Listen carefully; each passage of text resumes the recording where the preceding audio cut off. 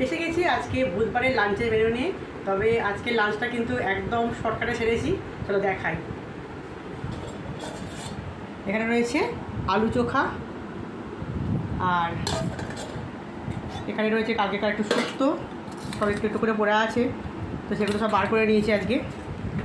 দেখো এখানে রয়েছে একটু টকের ডাল কালকেকার, ওটা বার করে নিয়েছি। আর এখানে রয়েছে কালকেকার একটু পোস্ত, ওটা বার করে নিয়েছি। আর এখানে রয়েছে পনির দিয়ে একটা মিক্সড ভেজ, তো এটা মেনলি রাতের জন্যই করা আছে, রুটি দিয়ে খাওয়ার জন্য, তো কেউ চাইলে নিতে পারে ভাত দিয়ে।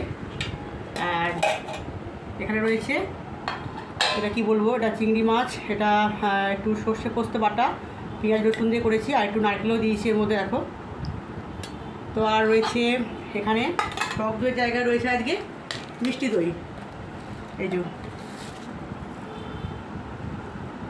তো আজকে এই ছিল আজকে শর্টকাট রান্না। চলো আজকে মতন টাটা।